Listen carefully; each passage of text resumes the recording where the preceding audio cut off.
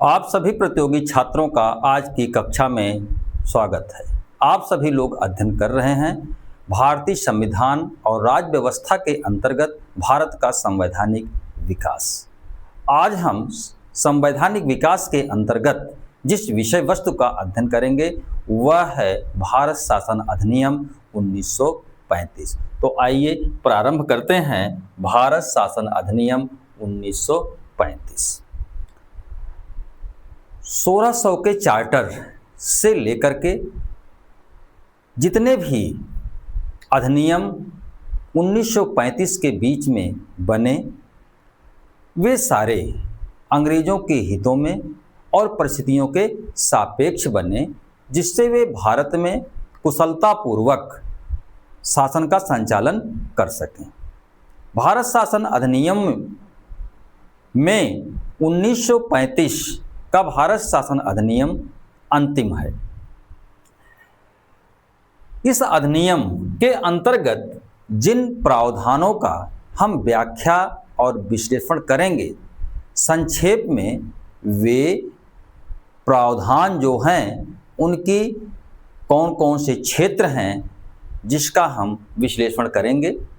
पहला हम इसमें विश्लेषण करेंगे कि संघीय व्यवस्था, यानी संघीय व्यवस्था का स्वरूप क्या था, उसकी विशेषताएं क्या थी, उसमें क्या क्या निहित प्रावधान थे। दूसरा, शक्तियों का बंटवारा, संघ और प्रांतों के बीच जो शक्तियों का बंटवारा किया गया था 1935 के शासन अधिनियम में, वह किस प्रकार का था। केंद्र में द्वैध शासन, 1919 के अधिनियम के माध्यम से प्रांतों में द्वैध शासन प्रारंभ यानी डायरकी प्रारंभ किया गया था। इस अधिनियम के द्वारा केंद्र में द्वैध शासन की स्थापना की गई। इस अधिनियम में संघीय कार्यपालिका की संरचना, उसकी विशेषताएं क्या थी, संघीय विधानमंडल का संरचना, उसके सदस्यों की संख्या, उसमें निहित प्रावधान क्या थे। इसी तरह संघीय न्यायालय, प्रांतीय स्वायत्तता, प्रांतीय कार्यपालिका और प्रांतीय विधान मंडल। और अंत में हम इस अधिनियम का कार्यकारण यानी यह कार्य रूप में कब आया, क्या कांग्रेस ने जो है प्रांतीय निर्वाचनों में भाग लिया या नहीं लिया, और अंत में इस अधिनियम का मूल्यांकन करेंगे। तो आइए हम प्रारंभ करते हैं भारत शासन अधिनियम 1935 के बारे में। आप देखिए, भारत शासन अधिनियम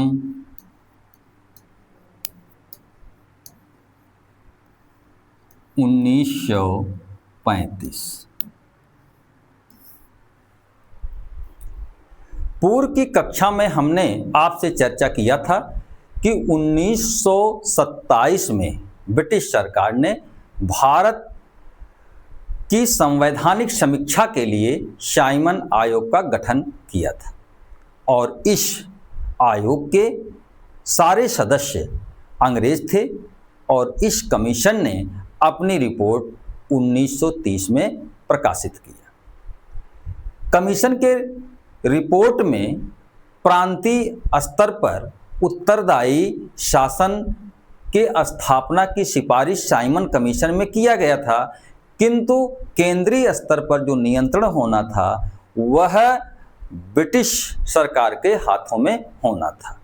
साइमन कमीशन के बाद हमने पढ़ा था कि 3 गोलमेज सम्मेलन जो कि लंदन में हुए, और इन गोलमेज सम्मेलनों के माध्यम से यह स्पष्ट हो गया कि केवल ब्रिटिश दृष्टिकोण से भारतीयों पर संविधान थोप देना काफ़ी कठिन है। साइमन कमीशन की रिपोर्ट तथा गोलमेज सम्मेलन के निष्कर्षों के आधार पर ब्रिटिश सरकार ने 1933 में एक श्वेत पत्र क्या? श्वेत पत्र। श्वेत पत्र प्रकाशित किया। इसमें जो प्रस्ताव थे उसमें भारत के संविधान का प्रारूप प्रस्तुत किया गया था और यह प्रारूप विचार हेतु संसद की एक संयुक्त चयन समिति joint selection committee of parliament में भेजी गई। इस कमेटी ने अपने रिपोर्ट में कहा कि भारतीयों को प्रांतीय स्तर पर सीमित स्वायत्तता तथा केंद्र स्तर पर संघीय ढांचा होना चाहिए।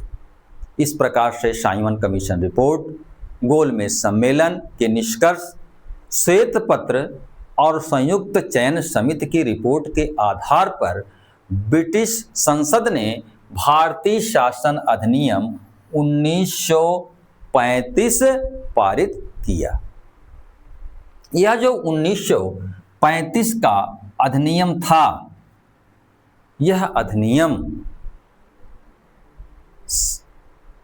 ब्रिटिश संसद के इतिहास में सबसे विस्तृत अधिनियम था। विस्तृत यानी सबसे बड़ा अधिनियम था। इस अधिनियम में कुल कितने भाग थे? 14 भाग थे तथा 321 धाराएं। कितनी? 321 धाराएं और 10 अनुसूचियां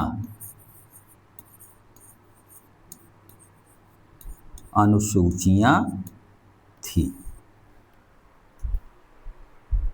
इस अधिनियम के जो प्रावधान थे, उन प्रावधानों का एक एक करके हम व्याख्या और विश्लेषण आपके लिए करने जा रहे हैं।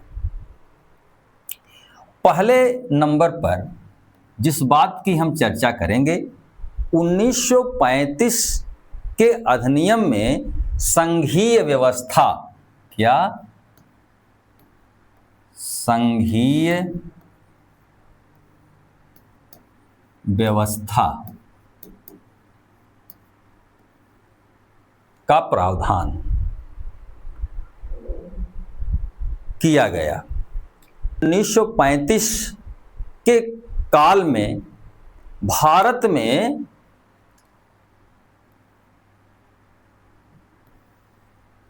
आप देखिए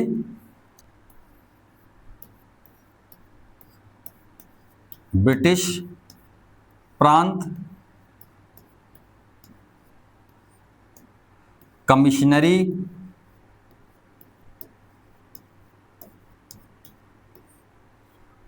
था और देसी रियासतें।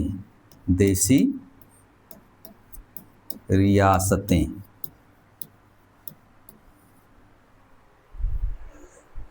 जो ब्रिटिश प्रांत थे, उनकी संख्या कुल कितनी थी? 11 थी और चीफ कमिश्नर वाले जो प्रांत थे, उनकी संख्या 5 थी और देसी रियासतों की जो संख्या थी, लगभग 565 देसी रियासतें उस समय थी। देसी रियासतें जो ब्रिटिश प्रांत थे, इसमें शासन का संचालन जो होता था वह सीधे ब्रिटिश सरकार करती थी तथा देसी रियासतों के बाह्य सुरक्षा या वैदेशिक मामलों की जिम्मेदारी तो ब्रिटिश सरकार ली थी, लेकिन आंतरिक मामलों में प्रशासन जो करते थे वे राजा स्थानी, नवाब, शहजादे इत्यादि हुआ करते थे। ये जो 565 देशी रियासतों की हम बात कर रहे हैं। इसमें से सबसे बड़ी जो रियासत थी वह थी हैदराबाद। हैदराबाद यानी रियासतों में हैदराबाद रियासत का क्षेत्रफल काफ़ी बड़ा था, इटली के समान। और सबसे जो छोटी रियासत थी वह थी लावा रियासत। कौन रियासत? लावा रियासत। इसका जो क्षेत्रफल था वह 19 वर्ग मील के करीब था। कितना? 19 वर्ग मील। इन रियासतों में जो 565 लगभग देशी रियासतें थी, इन रियासतों में काठियावाड़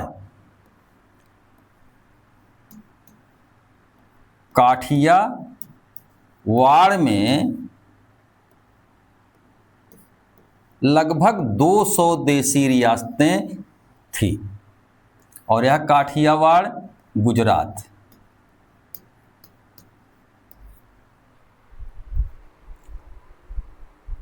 जब 1935 का शासन अधिनियम पारित हुआ तो इस अधिनियम से पूर्व भारत कैसा राज्य था? एकात्मक राज्य था। यानी 1935 के शासन अधिनियम से पूर्व भारत एकात्मक राज्य था। एकात्मक राज्य। अब यहाँ एकात्मक राज्य क्या है?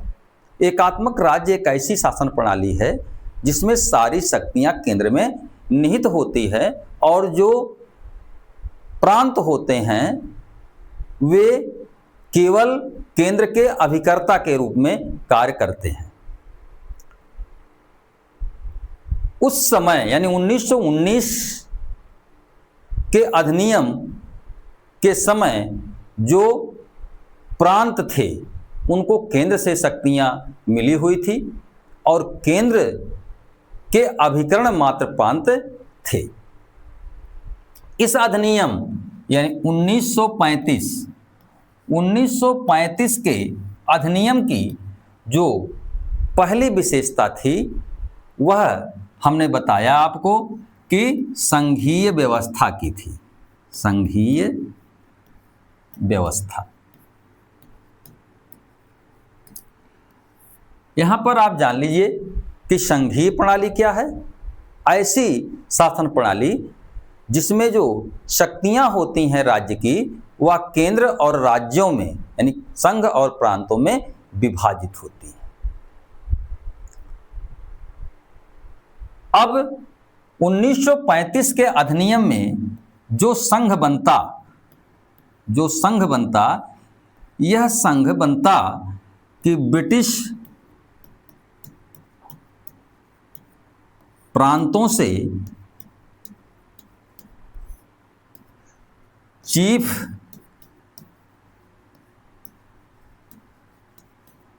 कमिश्नरी वाले प्रांतों से और प्लस देशी रियासतों से।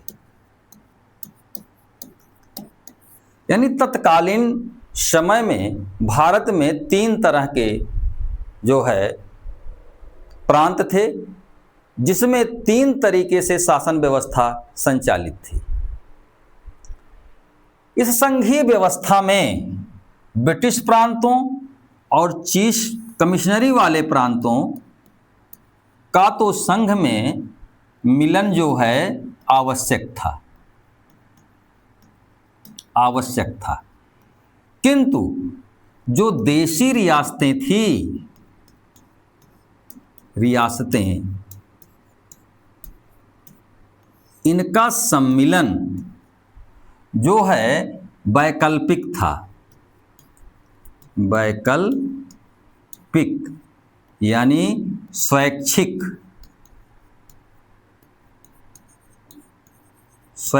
था।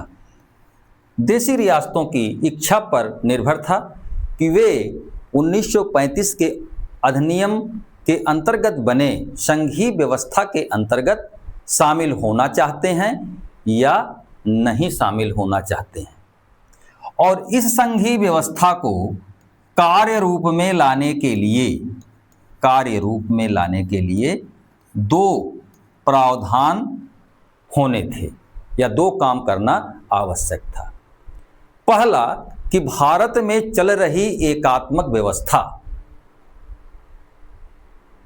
वाली शासन की जो इकाई थी उसको तोड़कर स्वायत्तता प्राप्त प्रांतों में विभाजित करना, यानी एकात्मक व्यवस्था को तोड़कर स्वायत्त प्रांतों में विभाजित करना था पहला। दूसरा, फिर जो प्रांत विभाजित हुए इनको जोड़ करके पुनः एक संघीय व्यवस्था का निर्माण करना था। देशी रियासतें, यहाँ पर देशी रियासतों की बात हो रही है। देशी रियासतें, ये जो देशी रियासतें थी इनके संघ व्यवस्था में सम्मिलित होने के लिए कुछ शर्तें थी। वह शर्त थी इंस्ट्रूमेंट ऑफ एक्सेशन, इंस्ट्रूमेंट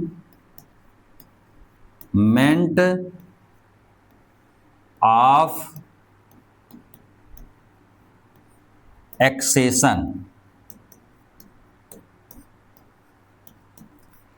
यह इंस्ट्रूमेंट्स ऑफ एक्सेशन क्या था? विलय पत्र था। विलय पत्र था। इस विलय पत्र में वे शर्तें या उन शर्तों का प्रावधान था जिन शर्तों के अधीन देशी रियासतें संघ में मिलती,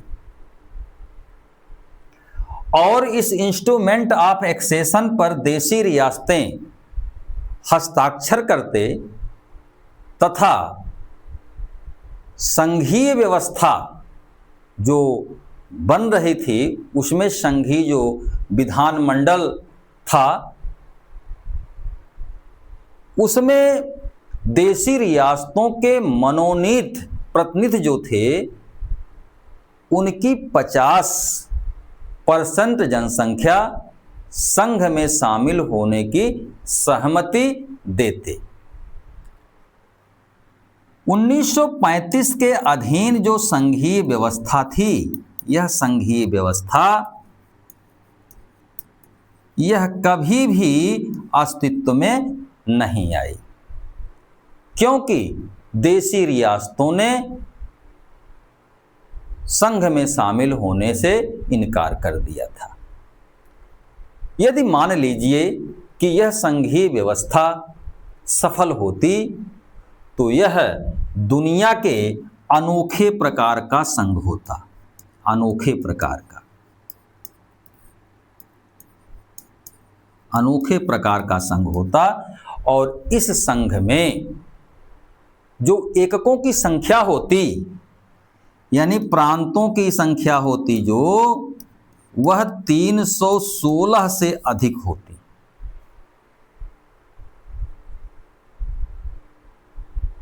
ब्रिटिश प्रांतों का सम्मिलन संघ में होना अनिवार्य था। जो चीफ कमिश्नर वाले प्रांत थे उन चीफ कमिश्नर वाले प्रांतों का शासन एकात्मक होता और गवर्नर वाले प्रांतों के संदर्भ में शक्तियां संघ और राज्यों में विभाजित होती। संघ का क्षेत्राधिकार जो होता इसमें वह उस पर कानून बना सकता था। यानी यदि हम बात करें कि संघ का क्षेत्राधिकार संघीय विषयों और समवर्ती विषयों पर लागू होता था। यदि आपातकाल की घोषणा होती तो केंद्रीय विधानमंडल को गवर्नर जनरल की पूर्व स्वीकृति से प्रांतीय विधानमंडलों पर जो केंद्रीय विधानमंडल था वह कानून बना सकता था। सरकार की विधायी और कार्यकारी शक्तियां जो थी वह जो है देशी रियासतों के संबंध में इंस्ट्रूमेंट ऑफ एक्सेशन के अधीन था।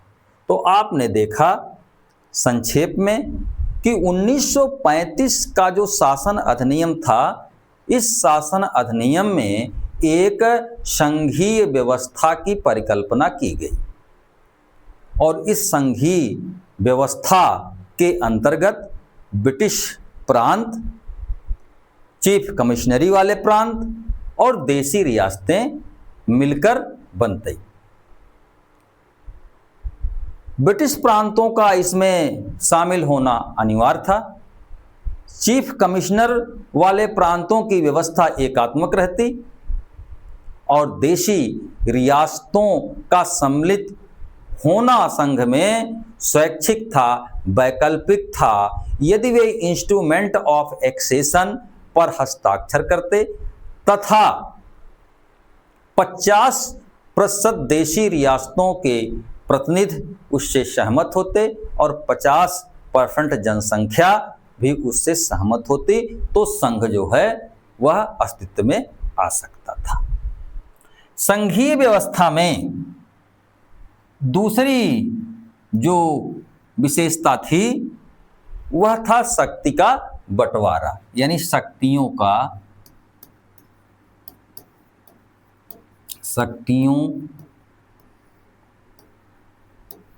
का विभाजन।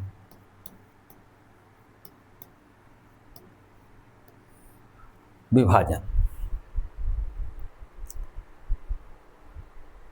1935 के शासन अधिनियम में जो संपूर्ण राज्य की शक्तियां थी उनका विभाजन किया गया। क्या किया गया? विभाजन यानी बंटवारा। और विभाजन के लिए 3 सूचियां बनाई गई। पहली सूची जो बनी वह संघ सूची और दूसरी बनी राज्य सूची या प्रांतीय सूची।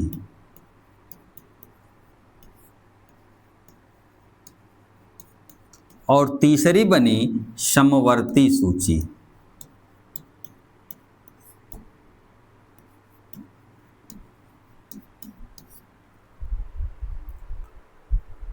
संघीय सूची में जो विषय थे, इसके अंदर जो भी विषय थे वे केंद्रीय महत्व के थे। केंद्रीय महत्व जैसे रक्षा, विदेश आदि।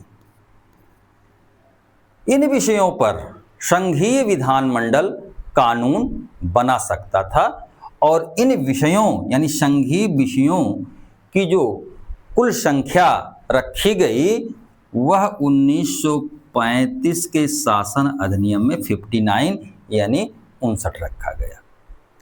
राज्य सूची के विषयों पर कानून बनाने का जो अधिकार था वह प्रांतों का था। प्रांतीय सूची में जो विषय थे जैसे पुलिस, स्थानीय प्रशासन, इस पर कानून बनाने का जो अधिकार था वह प्रांत का था और प्रांत के जो विषय थे उनकी कुल संख्या 1935 के शासन अधिनियम में 54 थी यानी 54। 36 विषय समवर्ती सूची में संघ और प्रांत इन दोनों को कानून बनाने की शक्ति थी। समवर्ती सूची में जो विषय रखे गए उन विषयों की संख्या थी 36 यानी 36 विषय इसमें रखे गए। इसमें संघ और प्रांत दोनों कानून बना सकते थे। मान लीजिए कोई एक ही विषय है जिस पर संघ और प्रांत दोनों ने कानून बनाया है तो वहां पर गतिरोध होने पर संघ का कानून लागू होता था। ये था आपके जो राज्य के विषय थे, जो शक्तियां थी, उनका बंटवारा 1935 के शासन अधिनियम में किया गया था। इसके अलावा मान लीजिए कुछ विषय ऐसे भी होंगे जो ना संघ सूची में होंगे, ना ही राज्य सूची में होंगे और ना ही समवर्ती सूची में होंगे। तो ऐसे जो विषय होंगे वे अवशिष्ट शक्ति के अंतर्गत आएंगे। अवशिष्ट माने बची हुई, अवशिष्ट शक्ति। इस शासन अधिनियम की एक विलक्षण बात थी कि संघीय व्यवस्थाओं में जो अवशिष्ट शक्तियां होती हैं या केंद्र को जाती हैं या फिर राज्य को, किंतु 1935 के शासन अधिनियम में जो अवशिष्ट शक्ति थी वह गवर्नर जनरल ऑफ इंडिया यानी गवर्नर जनरल में निहित थी। इस शक्तियों का प्रयोग गवर्नर जनरल करता था। दो विशेषताओं को आपने देखा, एक संघीय व्यवस्था और दूसरा आपने देखा कि राज्य की समस्त शक्तियों का विभाजन किस प्रकार हुआ था। तीसरे नंबर पर हम आते हैं। तीसरे में था द्वैध शासन। द्वैध शासन कहाँ? केंद्र में। केंद्र में आप सभी लोग इस बात से भली भांति परिचित हैं कि 1919 के अधिनियम में 1919 के अधिनियम में प्रांतों में द्वैध शासन यानी डायरकी लागू किया गया था। प्रांतों के विषयों को दो भागों में बांटा गया था, एक आरक्षित विषय और दूसरा हस्तांतरित विषय। आरक्षित विषय पर जो है पूरी तरह शक्ति गवर्नर का होता था, किंतु हस्तांतरित विषयों के संदर्भ में कुछ उत्तरदायित्व यानी मंत्रियों के हाथों में शक्तियां थी जो प्रांतीय विधानमंडल के प्रति उत्तरदायी होते। किंतु 1935 के शासन अधिनियम का जब हम अध्ययन करते हैं तो यह डायरकी, यह द्वैध शासन जो है यह केंद्र में भी लागू कर दिया गया। यहां पर केंद्र में द्वैध शासन लागू कर दिया, यानी केंद्रीय जो विषय हैं उन विषयों को दो भागों में बांट दिया गया। पहला आरक्षित विषय और जो दूसरा रहा है वह है हस्तांतरित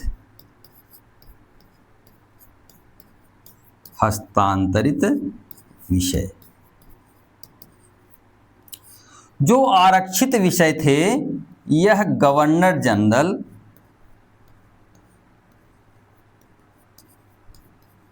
और उसकी परिषद के माध्यम से शासन का उसमें प्रयोग होता था, यानी जो आरक्षित विषय थे उस पर अनन्य अधिकार गवर्नर जनरल और उसकी परिषद का था।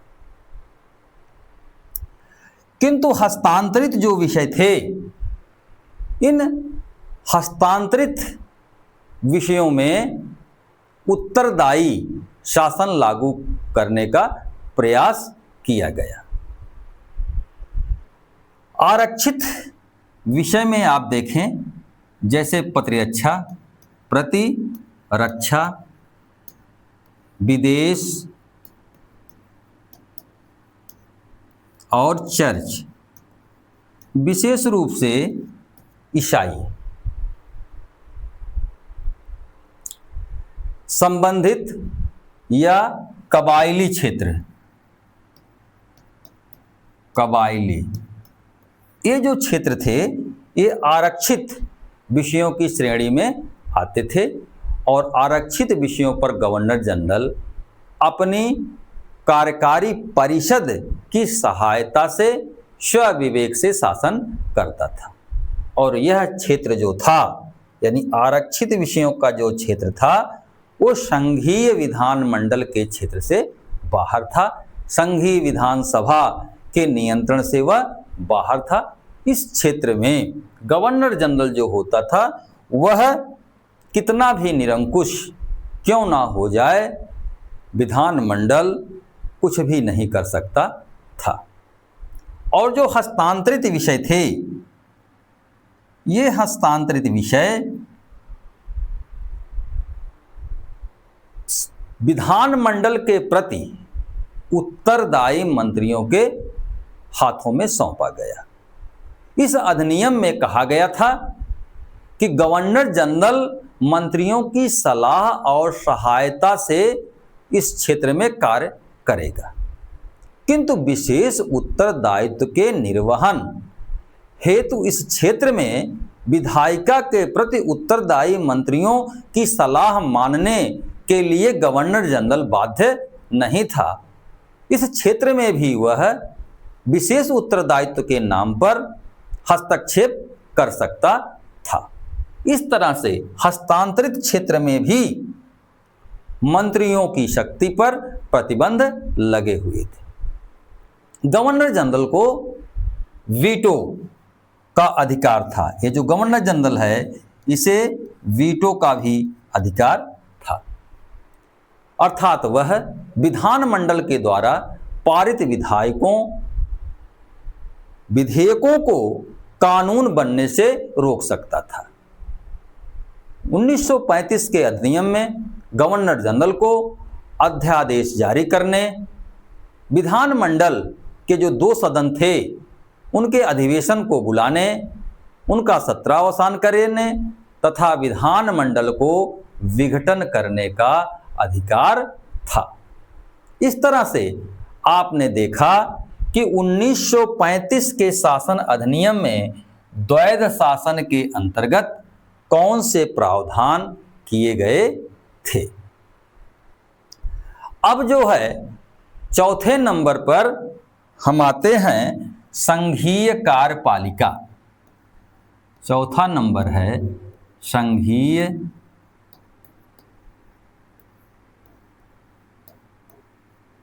कार्यपालिका।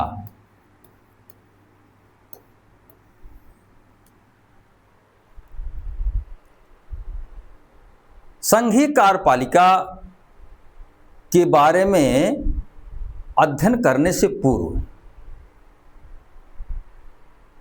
शासन की संरचना क्या थी 1935 के अधिनियम में, उसको भी समझ लेना आवश्यक है। केंद्र स्तर पर कार्यपालिका और 2 सदनीय विधानमंडल, एक राज्य परिषद और दूसरी संघीय विधानसभा। राज्य यानी प्रांतों के स्तर पर भी प्रांतीय कार्यपालिका और विधानमंडल। कुछ राज्यों में विधानमंडल तो 2 सदनीय थे, किंतु अधिकतर राज्यों में विधानमंडल जो है वे 1 सदनीय थे।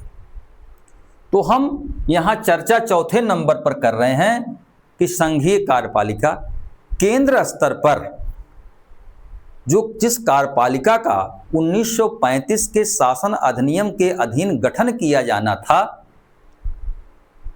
वह कार्यपालिका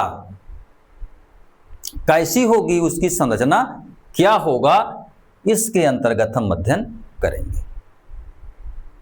जो संघीय कार्यपालिका थी, इसका जो प्रधान था, कौन? प्रधान या आप अध्यक्ष भी कह सकते हैं, यह गवर्नर जनरल था। गवर्नर जनरल था।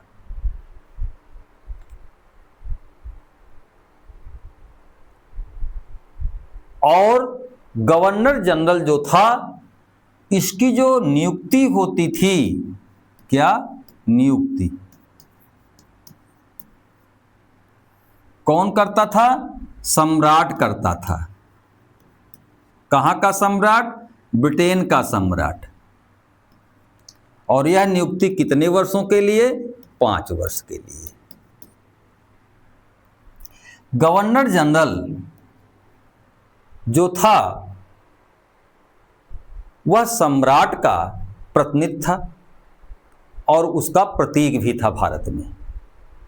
सम्राट का प्रतिनिधि और प्रतीक होने के कारण देशी रियासतों के संबंध में कार्य करने के कारण उसे जो है वायसराय भी कहा जाता था। क्या? वायसराय। यानी ब्रिटिश सम्राट के प्रतिनिधि के रूप में देशी रियासतों के संदर्भ में जब वह कार्य करता था तो वह वायसराय कहलाता था।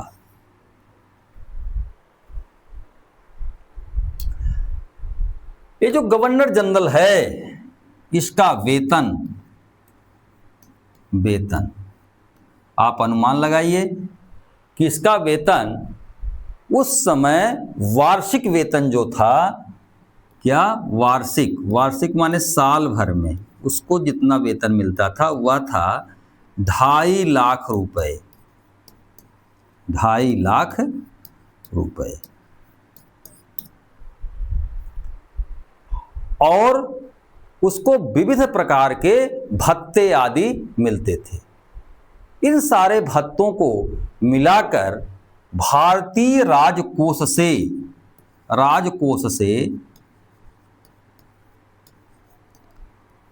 कुल 18 लाख रुपए उसके ऊपर खर्च होता था।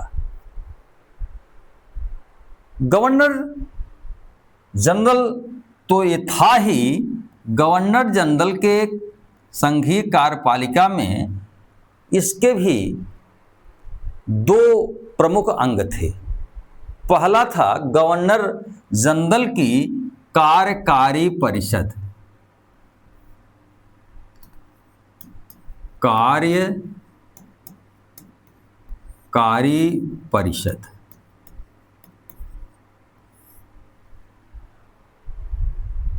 और दूसरा जो था वह था मंत्री परिषद।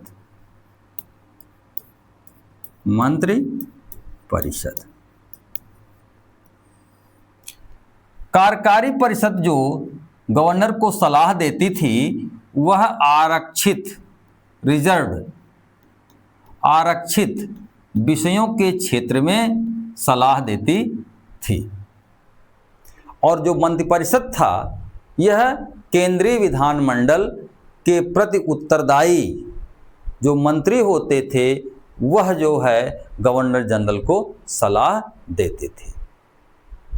ये जो कार्यकारी परिषद थी, इस कार्यकारी परिषद में सदस्यों की संख्या 6 से लेकर के 12 हो सकती थी, न्यूनतम 6 अधिकतम 12। तो इन कार्यकारी परिषद के जो सदस्य थे, इन सदस्यों की नियुक्ति कौन करता था? सदस्यों की नियुक्ति सम्राट करता था।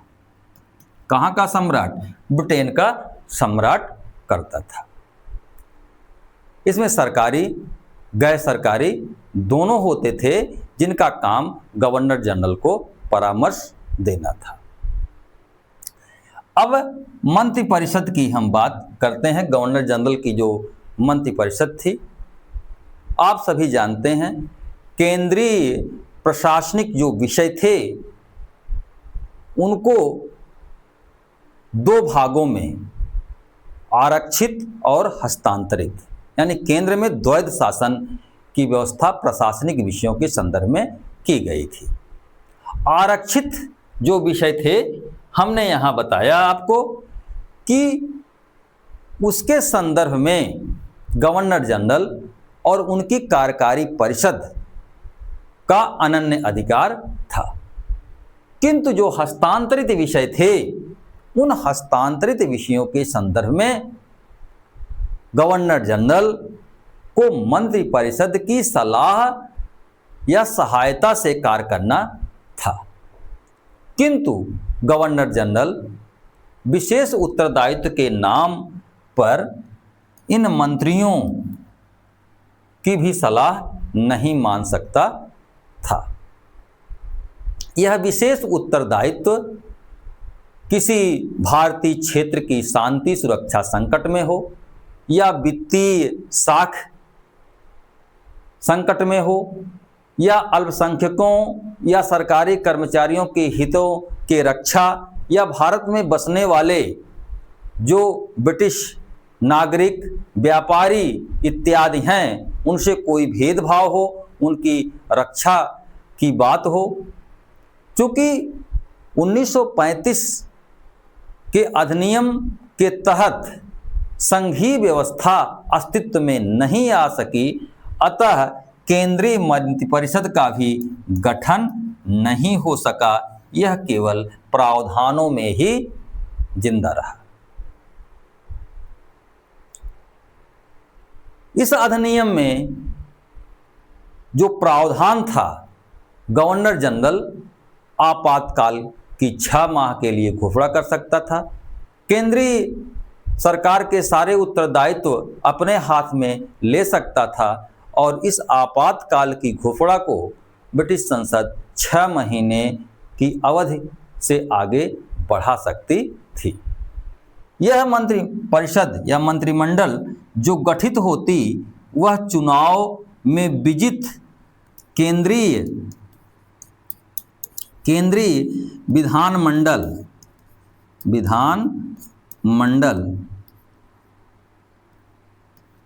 में बहुमत प्राप्त व्यक्ति के सलाह से गठित की जाती और जो ये मंत्रिपरिषद होती, यह केंद्रीय विधानमंडल के प्रति उत्तरदायी होती। इस तरह से आपने समझा कि जो संघीय स्तर पर यानी केंद्र के स्तर पर कार्यपालिका का गठन किया जाना था, वह प्रमुख उसका कौन होता? गवर्नर जनरल ऑफ इंडिया होता। चूंकि संघीय विषयों को हस्तांतरित और आरक्षित में बांटा गया था, इसलिए गवर्नर जनरल को सलाह और सहायता देने के लिए इसके 2 अंग थे। एक अंग था कार्यकारी परिषद और दूसरा था मंत्री परिषद। आरक्षित विषयों के संदर्भ में कार्यकारी परिषद की सलाह और सहायता से काम करना था और हस्तांतरित विषयों के संदर्भ में गवर्नर जनरल को मंत्रिपरिषद की सहायता से काम करना था। यद्यपि वह बात अलग थी कि अंतिम रूप से शक्तियां, प्राधिकार विशेष उत्तरदायित्व के नाम पर गवर्नर जनरल में निहित हो जाती। आगे हम संघीय कार्यपालिका को हमने पढ़ लिया 4थे नंबर पर।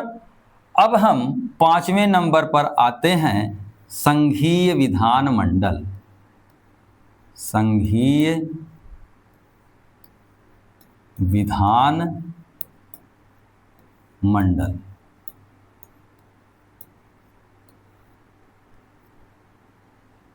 ये संघीय विधानमंडल 1935 के अधिनियम में होने थे।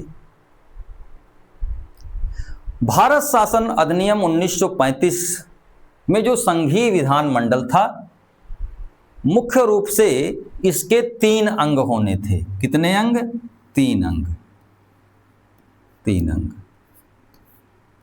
जैसे अभी भारतीय संविधान का जब आप अध्ययन करते हैं तो आप उसमें देखते हैं संसद के 3 अंग होते हैं, राष्ट्रपति, लोकसभा और राज्यसभा। 1935 के शासन अधिनियम में भी विधानमंडल, संघीय विधानमंडल के 3 अंग होने थे। पहले नंबर पर होना था किसको? Governor general. Governor general. और दूसरा जो केंद्रीय विधानमंडल का अंग था वह था राज्य परिषद। राज्य परिषद, राज्य परिषद को काउंसिल ऑफ स्टेट भी कहा जाता है। यह था उच्च सदन। उच्च सदन। और तीसरा जो था वह था विधानसभा या केंद्रीय विधानसभा। आप इसको केंद्रीय विधानसभा भी कह सकते हैं, विधान सभा, या इसको हाउस ऑफ असेंबली भी कहा जाता था। यह निम्न सदन, निम्न सदन। इस तरह से आपने देखा कि जो 1935 शासन अधिनियम में संघीय विधानमंडल था उसके 3 अंग होने थे। पहला गवर्नर जनरल, दूसरा काउंसिल ऑफ स्टेट या राज्य परिषद, और तीसरा हाउस ऑफ असेंबली यानी विधान सभा। इस तरह से आप देखिए कि 1935 के शासन अधिनियम में जो संघीय विधानमंडल था यह 2 सदनीय हो गया। 2 सदनीय। देखिए 2 सदनीय कौन है? राज्य परिषद और विधान सभा। अब गवर्नर जनरल कार्यकारी अध्यक्ष था कार्यपालिका का, इसके बारे में आपने अध्ययन कर लिया है।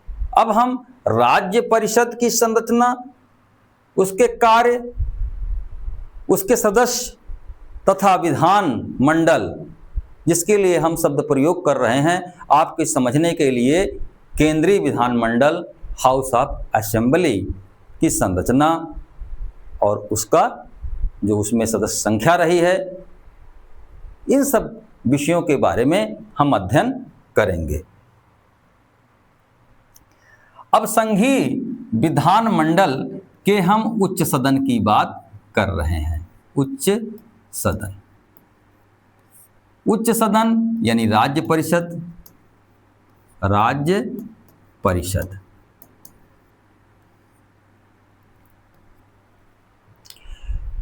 जो राज्य परिषद या काउंसिल ऑफ स्टेट का गठन होना था इस अधिनियम में, उसमें सदस्यों की कुल संख्या यानी कुल सदस्य,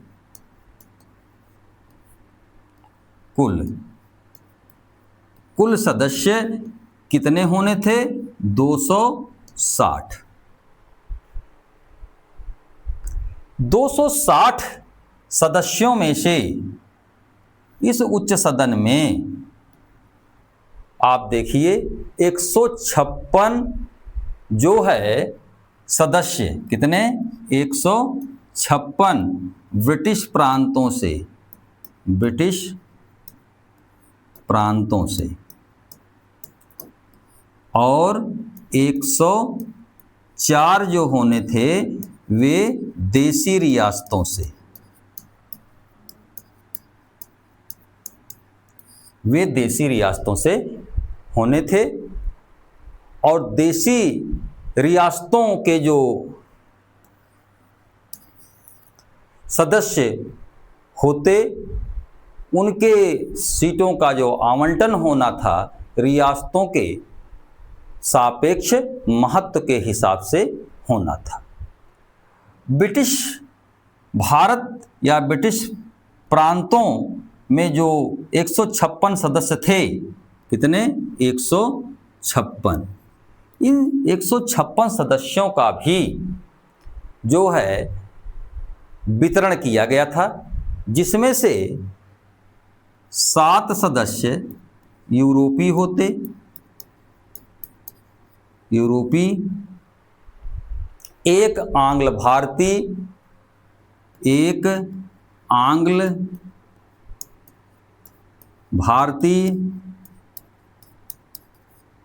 2 ईसाई,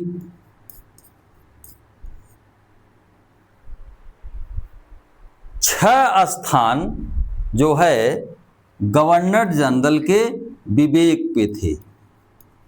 गवर्नर जनरल के विवेक पर। गवर्नर जनरल जो है अपने विवेक से इन 6 स्थानों में महिला, अल्पसंख्यक और दलित वर्ग के प्रतिनिधियों को मनोनीत कर सकता था। अब इतने के बाद सीटों की जो संख्या बचती है वह बचती है 140। कितना? 140 संख्या है। इसका जो निर्वाचन उच्च सदन में प्रांतीय विधान मंडलों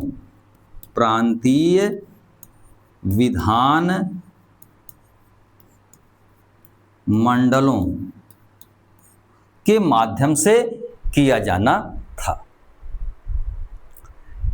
अब ब्रिटिश प्रांतों के जो 140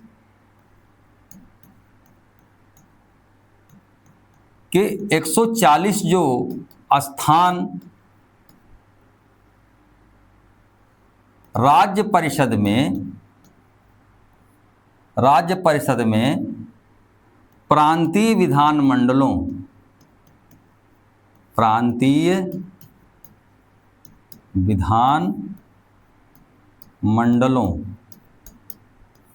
के माध्यम से निर्वाचन किए जाने की व्यवस्था थी। उस 140 में 75 स्थान साधारण हिंदुओं के लिए था। 75 हिंदुओं,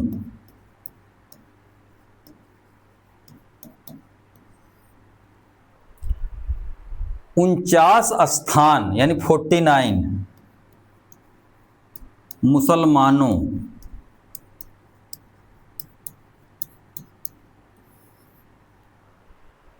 तथा सिखों के लिए 4 किसके लिए? सिखों के लिए।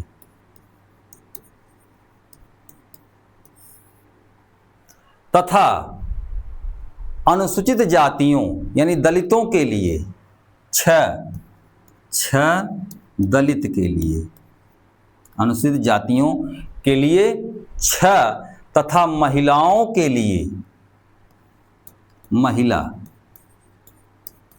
महिला के लिए 6 स्थान जो है वह आरक्षित किए गए। इस सदन यानी जो उच्च सदन है, राज्य परिषद है संघ स्तर पर, ब्रिटिश भारतीय सदस्य को प्रादेशिक निर्वाचन क्षेत्र के माध्यम से प्रत्यक्ष निर्वाचन के द्वारा चुना जाता था। यानी ये जो उच्च सदन था, उच्च सदन, इसका निर्वाचन जो होना था वह प्रत्यक्ष होना था। प्रत्यक्ष निर्वाचन का मतलब होता है कि जनता स्वयं भाग लेती है। यह जो उच्च सदन था यह एक अस्थाई सदन था। अस्थाई सदन होने का मतलब है कि इसका कभी विघटन नहीं होना था। इसके जो सदस्य थे, कौन सदस्य? इन सदस्यों का जो कार्यकाल था, क्या कार्यकाल, वह कितना था? 9 वर्ष था। किंतु इन सदस्यों में से 1/3 सदस्य यानी 1/3 सदस्य प्रति 2 वर्ष पर अवकाश प्राप्त करते। ऐसी संरचना, ऐसा निर्वाचन संघीय स्तर पर राज्य परिषद का था। अब इसमें जो दूसरा सदन था पहला तो हमने बता दिया आपको, राज्य परिषद। दूसरा जो इसमें था केंद्रीय स्तर पर, निम्न सदन, या फिर केंद्रीय विधानसभा की जिसकी बात हम कर रहे हैं, विधानसभा। यह हाउस ऑफ असेंबली जो था, क्या, house of assembly, house of assembly,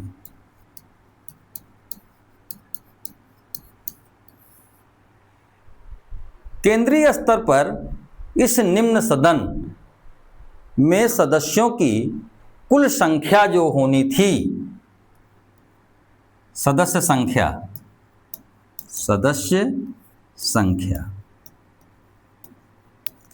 यह सदस्य संख्या कुल होनी थी कितना, 375, 375।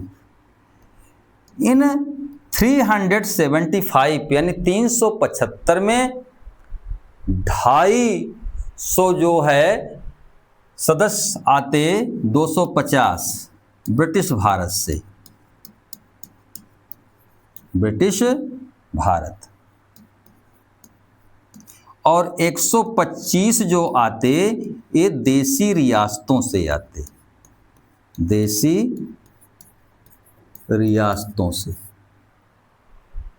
125 देसी रियासतों के स्थानों का जो वितरण निम्न सदन में होना था, वह उनकी जनसंख्या के अनुसार किया जाना था। निर्वाचन के प्रयोजन से छोटे राज्यों को मिलाकर के एक इकाई के रूप में गठन किया जा सकता था। देशी रियासतों के जो प्रतिनिधि होते निम्न सदन में, प्रतिनिधि, ये प्रतिनिधि देशी रियासतों के द्वारा मनोनीत थे, मनोनीत, यानी देशी रियासतों की जनसंख्या का इस सदन में कोई सहभागिता नहीं थी। अब बात कर लेते हैं कि ब्रिटिश प्रांतों के जो 250 सीटें थी, इन 250 स्थानों का वितरण जो था वह ब्रिटिश प्रांतों की जनसंख्या के अनुसार किया जाना था। और ये जो 250 स्थान थे, ब्रिटिश भारत के प्रत्येक प्रांत में एक निर्वाचक मंडल था। क्या था? एक प्रांत में क्या था? निर्वाचक मंडल, निर्वाचक मंडल। प्रांत में निर्वाचक मंडल का गठन होता और यही निर्वाचक मंडल जो है वह 250 सदस्यों के लिए अप्रत्यक्ष रूप से चयन करता, अप्रत्यक्ष, यानी जो निम्न सदन के जो सदस्य हैं, इनका निर्वाचन प्रत्यक्ष नहीं होना था, यानी जनता इसमें सीधे भागीदारी नहीं कर सकती थी। इनका निर्वाचन अप्रत्यक्ष रूप से निर्वाचन मंडल के माध्यम से होना था। ये जो 250 सीटें थी, ये सीटें भी जातिगत और वर्गगत आधार पर बटी हुई थी। साधारण स्थान जिसमें हरिजन भी शामिल हैं, ये कुल 105।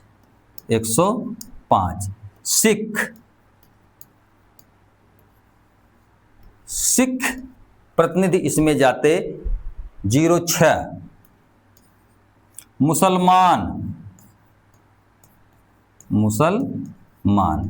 मुसलमान प्रतिनिधियों की संख्या होती 82, 82। आंग्ल भारतीय 4, यूरोपीय 8। आंग्ल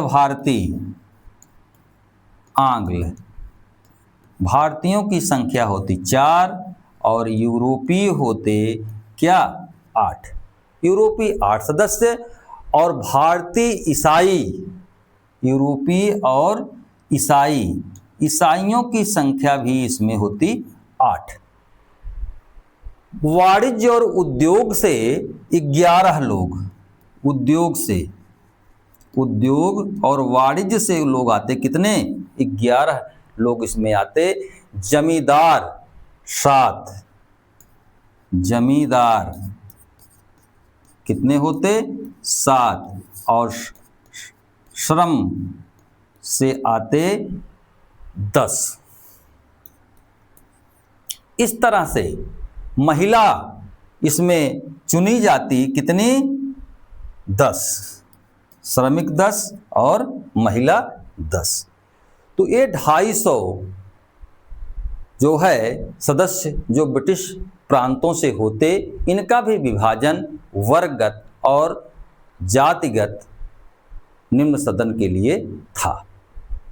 सबसे बड़ी बात है कि दुनिया भर में निम्न सदन का जो निर्वाचन होता है वह प्रत्यक्ष जनता स्वयं प्रतिनिधियों को चुनती है, किंतु यहाँ पर जो निम्न सदन है उसका निर्वाचन, सदस्यों का निर्वाचन निर्वाचक मंडल के द्वारा किया जाना है और अप्रत्यक्ष तरीके से किया जाना है।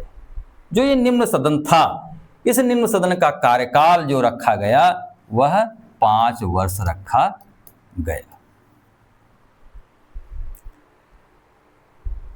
आपने दोनों जो संघीय विधानमंडल था उसका उच्च सदन और उसके निम्न सदन की संरचना के बारे में देखा।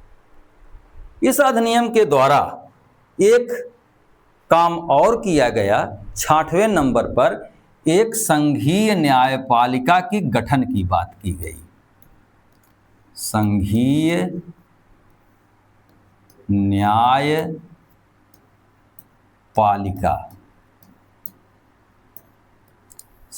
न्यायपालिका के गठन की बात की गई। इस अधिनियम के अनुसार दिल्ली में एक संघीय न्यायालय के स्थापना किया जाना था। इस संघीय न्यायालय में एक मुख्य न्यायाधीश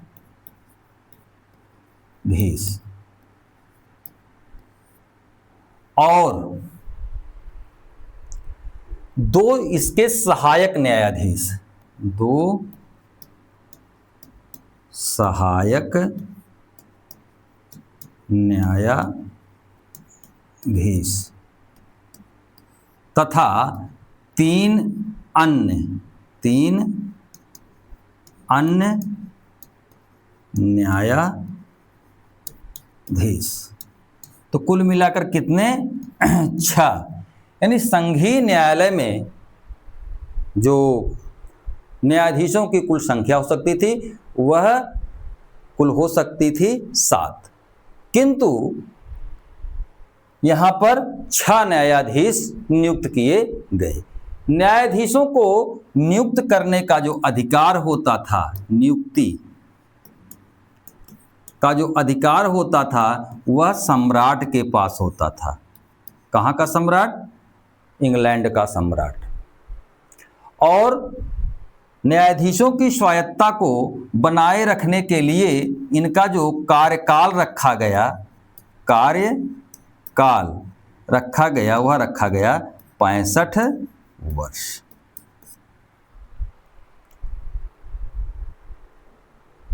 जो संघीय न्यायालय था इसका जो क्षेत्राधिकार था, क्षेत्राधिकार यानी इसकी शक्तियां जो थी काफी विस्तृत थी।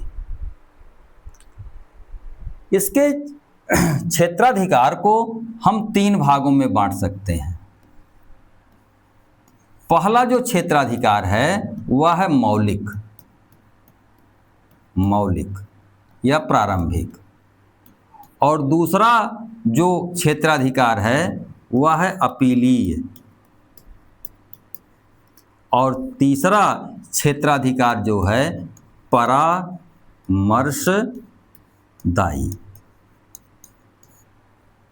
अब देखिए कि जो मौलिक क्षेत्राधिकार है, यह मौलिक क्षेत्राधिकार किन विषयों के संदर्भ में है?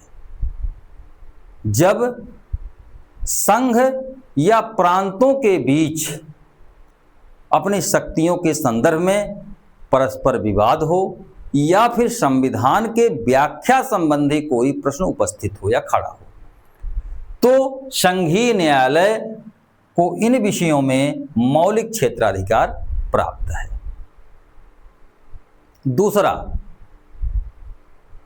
अपीलीय क्षेत्राधिकार।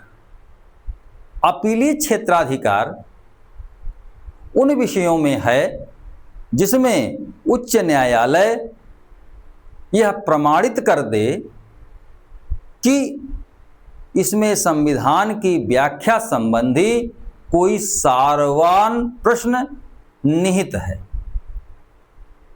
तो मामला संघीय न्यायालय में अपील के लिए जा सकता था।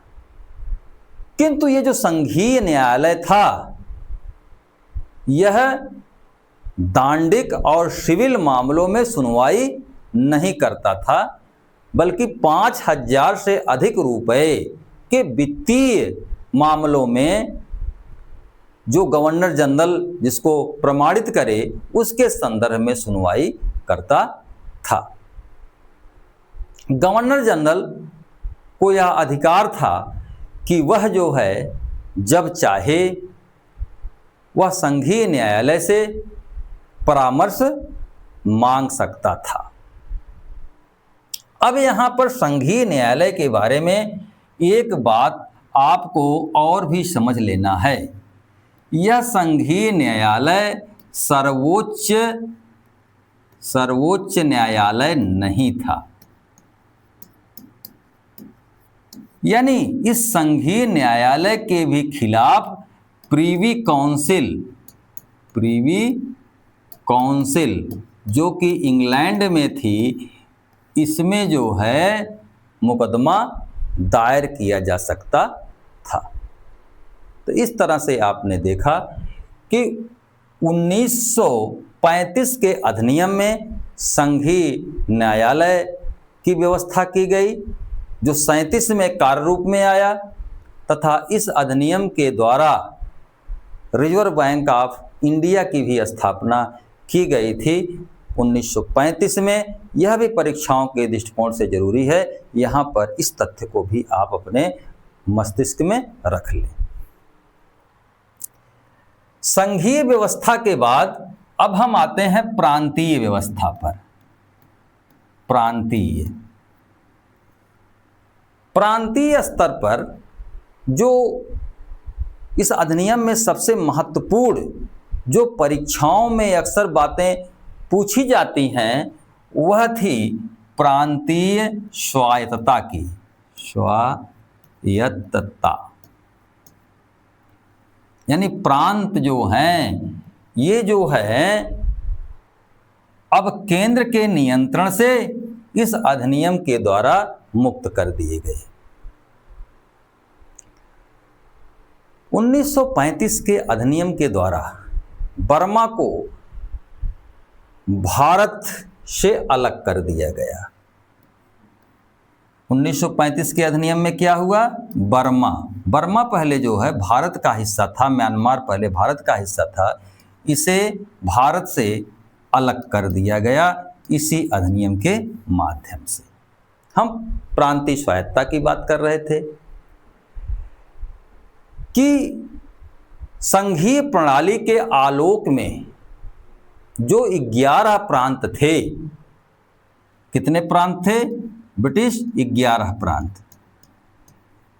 इन 11 प्रांतों को जो 1919 के अधिनियम में ये गवर्न होते थे गवर्नर जनरल ऑफ इंडिया के माध्यम से, अब ये इन प्रांतों के जो गवर्नर होते थे, गवर्नर, इनको सत्ता सीधे किससे मिलने लगी? ब्रिटिश राजमुकुट से मिलने लगी, और ब्रिटिश राजमुकुट से सत्ता प्राप्त होने के कारण ये शक्ति सत्ता से संपन्न और स्वायत्त हो गए। कौन? प्रांत। अब चूंकि प्रांतीय स्वायत्तता की बात हो रही है, तो इस अधिनियम में हमने बताया कि प्रांतीय स्वायत्तता की योजना को स्वीकार किया गया था। इसके अनुसार प्रत्येक प्रांत में, यानी ये प्रांत है, ये किसी एक प्रांत की बात नहीं हो रही है, प्रत्येक प्रांत में एक कार्यपालिका और विधानमंडल, क्या? कार्यपालिका और विधानमंडल, विधानमंडल का गठन किया गया या व्यवस्था की गई।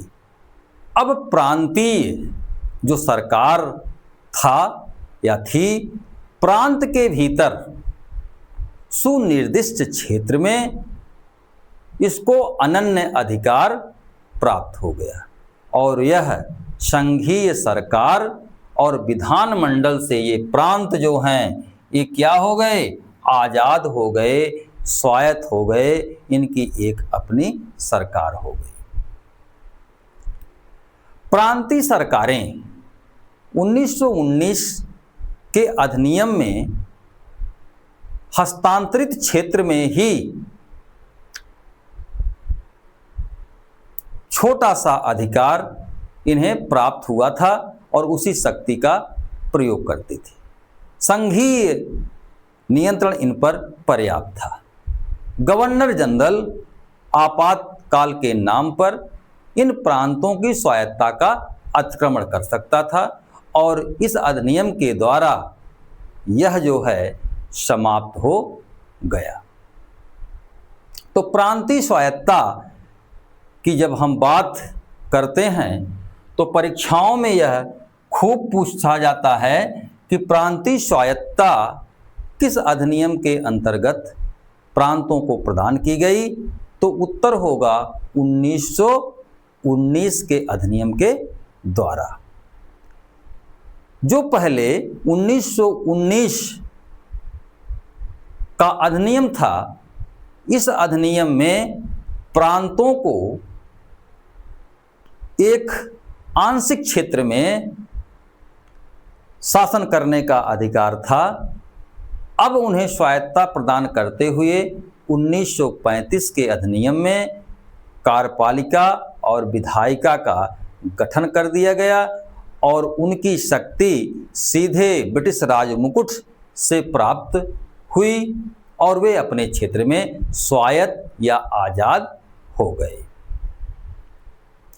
प्रांतीय स्वायत्तता के बाद अब हम, चूंकि प्रांतों में कार्यपालिका और विधायिका का गठन किया गया, तो अब हम प्रांतीय कार्यपालिका के बारे में देखते हैं।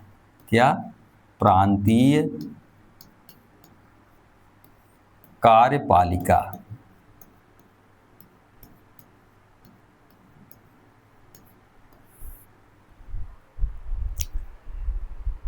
प्रांतों से द्वैध शासन का अंत कर दिया गया।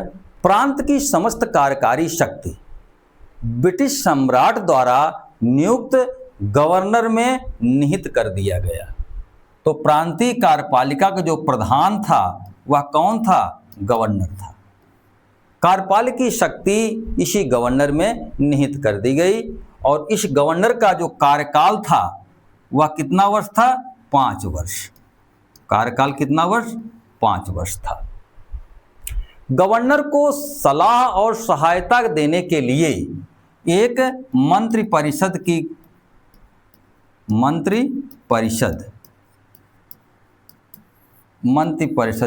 व्यवस्था की गई। मंत्रिपरिषद जो थी, इसकी नियुक्ति भी कौन करता था? यही गवर्नर करता था। नियुक्ति कौन करता था? गवर्नर करता था। और ये मंत्रीगण जो होते थे, यानी मंत्रिपरिषद में जो मंत्रीगण होते थे, ये प्रांतीय विधान सभा या विधान मंडल के प्रति उत्तरदायी होते थे। मंत्रिपरिषद की नियुक्ति गवर्नर विधानसभा में बहुमत प्राप्त व्यक्ति की सलाह से करता था। साधारणतया गवर्नर मंत्रिपरिषद की सहायता और सलाह से कार्य करता था, किंतु कुछ मामलों में उसे विवेक और निजी निर्णय से कार्य करना होता था, जिसके प्रति गवर्नर जनरल उत्तरदायी होता था। प्रांतों में मंत्रिपरिषद को किस हद तक उत्तरदायी बनाया जाना है, यह गवर्नर पर निर्भर करता था कि वह कितना मंत्रिपरिषद को उत्तरदायी बनने का अवसर प्रदान करेगा। इस तरह से आपने देखा कि प्रांतीय जो कार्यपालिका थी उसका प्रधान कौन था? गवर्नर था। गवर्नर की नियुक्ति कौन करता था? सम्राट करता था। कितने वर्ष के लिए करता था? 5 वर्ष के लिए करता था। उसकी सहायता और सलाह देने के लिए एक मंत्रिपरिषद थी। मंत्रिपरिषद की नियुक्ति कौन करता था? गवर्नर करता था। किन लोगों को मंत्रिमंडल में शामिल करता था? जो सदन में बहुमत प्राप्त करते थे, बहुमत प्राप्त व्यक्ति की सलाह पर नियुक्त करता था। किंतु ये मंत्रिपरिषद जो है यह उत्तरदायी विधानसभा के प्रति तो हुई, लेकिन गवर्नर को यहाँ पर भी कुछ विवेकशील शक्तियाँ प्रदान कर दी गई, जिससे जो है उसके इच्छा पर हो गई कि वह मंत्रिपरिषद को कितना उत्तरदायी बनने का अवसर देगा। अब 9वें नंबर पर हम आते हैं प्रांतीय विधानमंडल के बारे में हम बात करते हैं।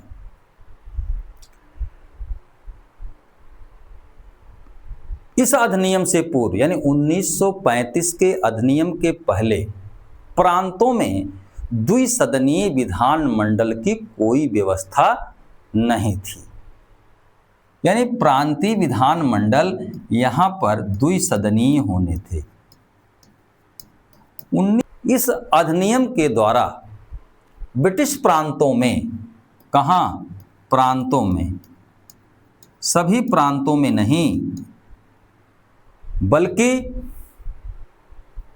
कुछ प्रांतों में द्विसदनीय विधानमंडल, द्विसदनीय क्या?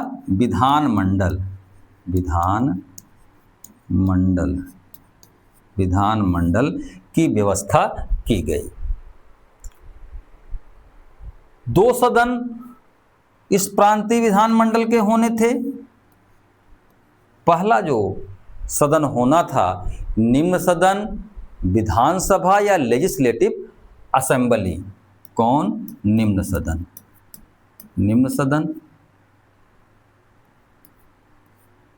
या विधानसभा या फिर आप इसे लेजिस्लेटिव असेंबली कह सकते हैं। और दूसरा था उच्च सदन या विधान परिषद या लेजिस्लेटिव काउंसिल। विधान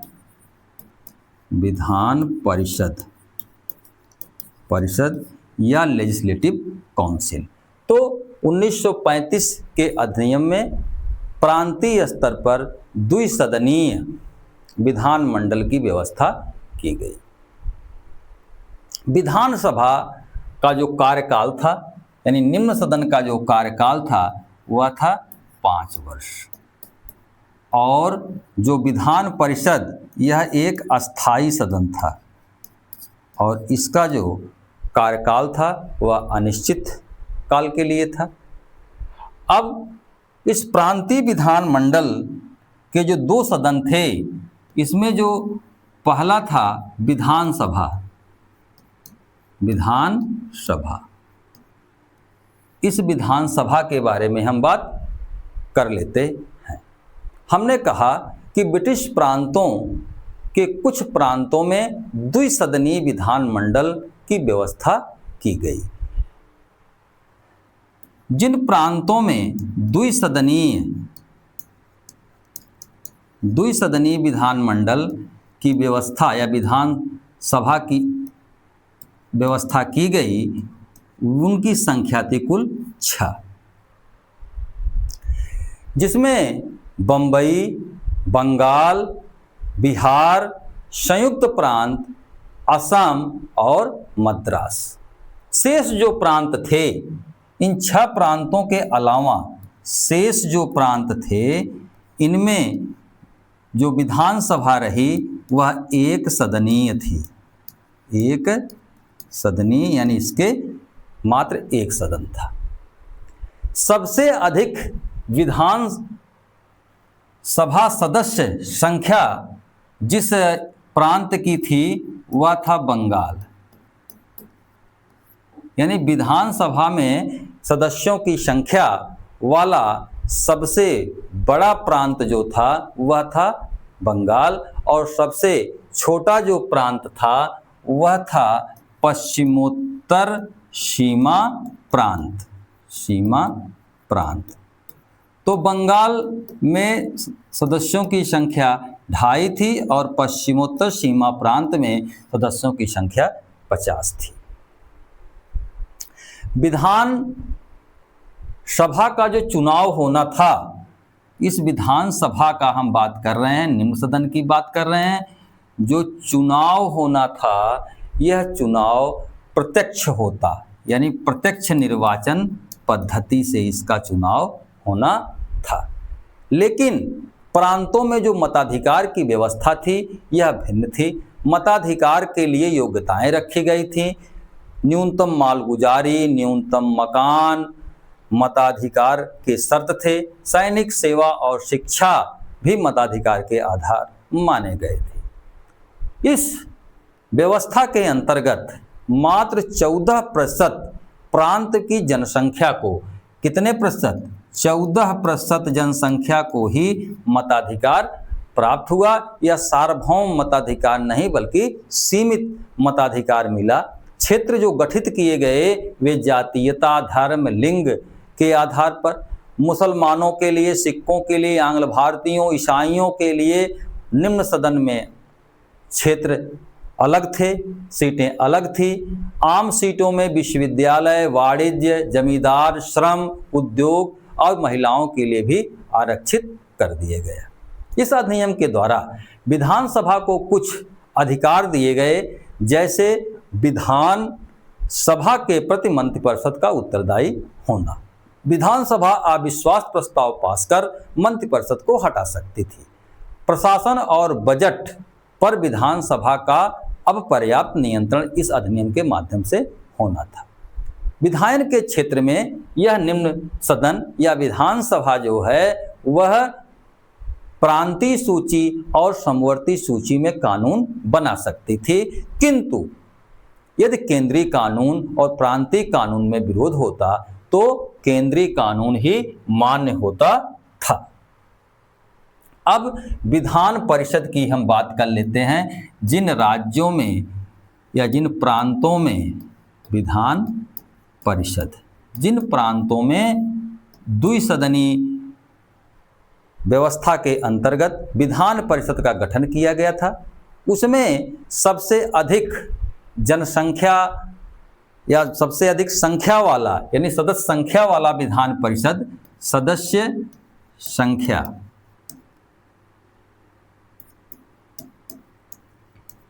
सबसे अधिक सदस्य संख्या किस विधान परिषद की थी? बंगाल की। बंगाल के विधान परिषद के सदस्यों की संख्या सबसे अधिक थी और इसकी सदस्य संख्या थी 65। और सबसे कम कहाँ की थी? असम की थी। असम। और असम के सदस्य संख्यों की संख्या कितनी थी? 22 यानी 22 थी।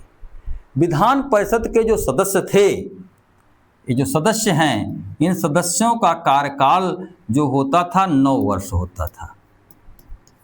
हमने बताया कि विधान परिषद एक अस्थाई सदन था।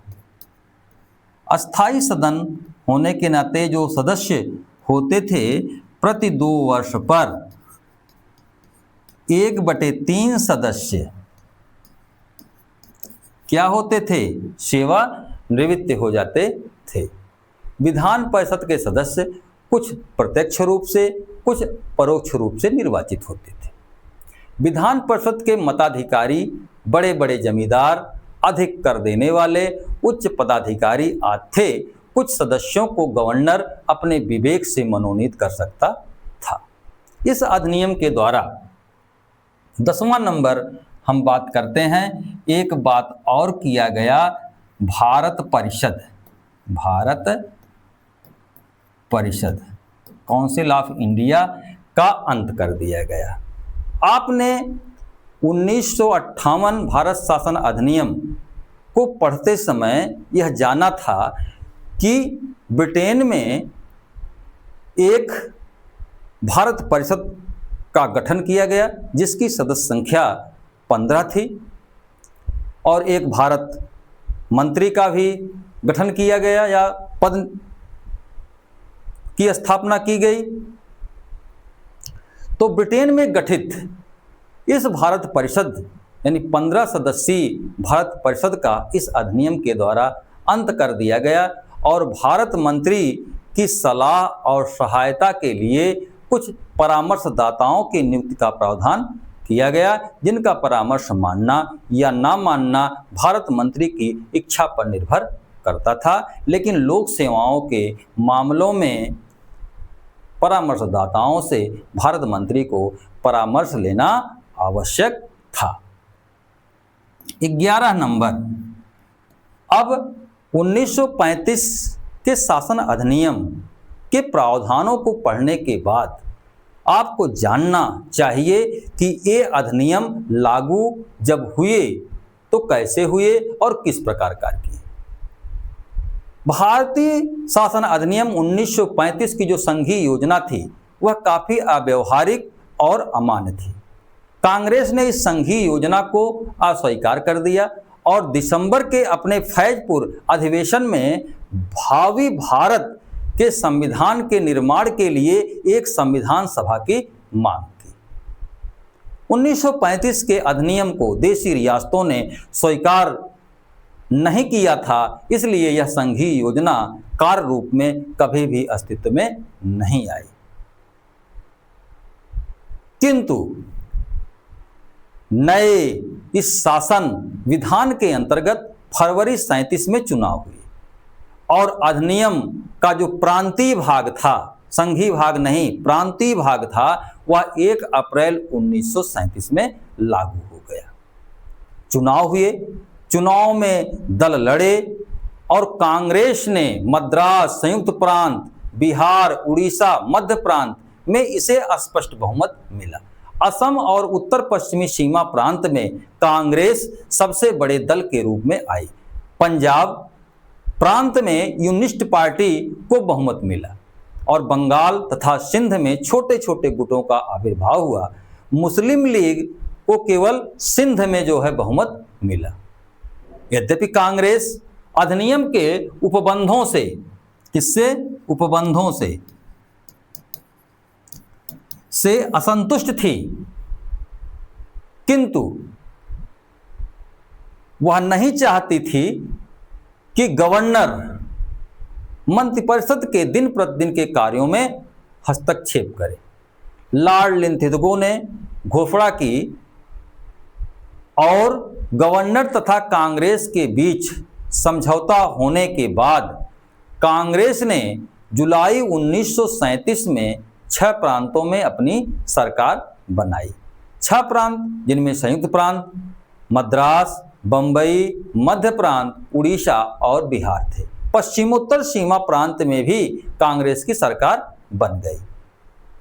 असम में कांग्रेस ने मिलीजुली सरकार बनाई। इस प्रकार कांग्रेस ने 8 प्रांतों में शासन संभाला। पंजाब में सिकंदर हयात खां के नेतृत्व में यूनिस्ट पार्टी ने सत्ता संभाली। बंगाल में जो है AK फजलुल हक की कृषक प्रजा पार्टी ने सत्ता संभाल ली। केवल सिंध प्रांत ऐसा था जहां पर मुस्लिम लीग को बहुमत मिला और उसने सरकार बनाई। जब ब्रिटिश सरकार ने प्रांतीय विधान या भारतीयों की सहमति के बगैर भारत को द्वितीय विश्व युद्ध में धकेल दिया तो इससे कांग्रेस में असंतोष हुआ और विरोध स्वरूप कांग्रेस मंत्रिमंडल ने क्या किया, त्याग पत्र दे दिया।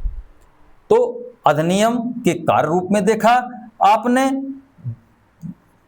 12वां नंबर मूल्यांकन। मूल्यांकन के अंतर्गत अधिनियम के दोष और गुण दोनों देखे जाते हैं। इस शासन अधिनियम यानी 1935 के शासन अधिनियम में प्रस्तावना का अभाव था। इस अधिनियम से ब्रिटेन का अनुदारवादी दल यानी कंजर्वेटिव पार्टी और भारतीय कांग्रेस दोनों असंतुष्ट थे। अनुदारवादियों का मानना था कि जो अधिकार और उत्तरदायित्व भारतीयों को दिए जा रहे हैं वह उनके योग्य नहीं हैं। वहीं भारतीयों ने इस अधिनियम को निरर्थक बनाया। उन्होंने कहा यानी भारतीयों ने कहा कि इसमें पूर्ण आज़ादी या स्वाधीनता की बात तो दूर, इसमें डोमेनियन स्टेट, औपनिवेशिक स्टेट की भी बात नहीं कही गई थी। पंडित जवाहरलाल नेहरू ने 1935 के अधिनियम को दास्ता का पत्र कहा। इसके अंतर्गत जो सांप्रदायिक निर्वाचन पद्धति 1909 से शुरू हुई थी वह बढ़ते बढ़ते इस अधिनियम में आंग्ल भारतीयों, ईसाइयों, यूरोपियों, दलितों आदि को भी इसमें शामिल कर लिया गया। इस अधिनियम की जो संघीय व्यवस्था थी वह संघ के मूल गुणों के विपरीत थी। आप सभी जानते हैं कि एक संघीय व्यवस्था में संघ जो होता है वह प्रभुता संपन्न होता है, किंतु इस अधिनियम में जो संप्रभुता थी वह ब्रिटिश संसद के पास निहित थी। संघीय व्यवस्था में अवशिष्ट शक्तियां जो होती हैं वह राज्यों या संघ को सौंप दी जाती हैं, लेकिन यहाँ तो गवर्नर जनरल को सौंपी गई थी। विंस्टन चर्चिल का एक स्टेटमेंट था कि इस अधिनियम ने गवर्नर जनरल को तानाशाह बना दिया था। वह संविधान को जिस तरह चाहे उस तरह से तोड़ मोड़ सकता था। इस प्रकार से इस अधिनियम में जिस कार्यपालिका की व्यवस्था की गई थी उसमें ना तो उत्तरदायित्व की बात थी और ना ही कार्यकुशलता की बात थी। संघीय व्यवस्था में संघीय न्यायालय की बात कही गई थी, जो संघीय न्यायालय सर्वोच्च होता है, उसके विरुद्ध कहीं भी अपील नहीं की जा सकती। किंतु इस अधिनियम में जिस संघीय न्यायालय का प्रावधान किया गया था वह संघीय न्यायालय के विरुद्ध ब्रिटेन के प्रिवी काउंसिल में अपील की जा सकती थी। संघ व्यवस्था के अंतर्गत जो संघ का निर्माण होता है वह घटक इकाइयों की इच्छा से होता है, किंतु इस प्रस्तावित संघ में ब्रिटिश प्रांतों का शामिल होना अनिवार्य और देशी रियासतों का शामिल होना उनकी इच्छा पर तथा इंस्ट्रूमेंट ऑफ एक्सेशन पर हस्ताक्षर के बाद होना था। इस अधिनियम में देशी रियासतों को अधिक वेटेज दिया गया, गुरुभार दिया गया। उनकी जनसंख्या, भारत की जनसंख्या की जो संख्या थी वह 23% केवल जनसंख्या उनके देशी रियासतों में थी, किंतु केंद्र के निचले सदन में उन्हें 33% और केंद्र के उस सदन में उन्हें 40% स्थान दिए गए, जिससे राष्ट्रवाद और एकता की शक्तियों को दुर्बल रखा जा सके और देशी रियासतों को अपने हित में प्रयोग किया सके। इस अधिनियम की सबसे अच्छी बात थी कि इस अधिनियम ने प्रांतों में द्वैध शासन का अंत कर प्रांतीय स्वायत्तता और उत्तरदायी शासन की दिशा में काम किया है। गवर्नर जनरल की विशेष शक्तियों को प्रतिबंधित कर दिया गया। सुभाष चंद्र बोस ने अंत में कहा कि यह अधिनियम फूट डालो और राज करो की नीति का दूसरे रूप में प्रस्तुतिकरण था।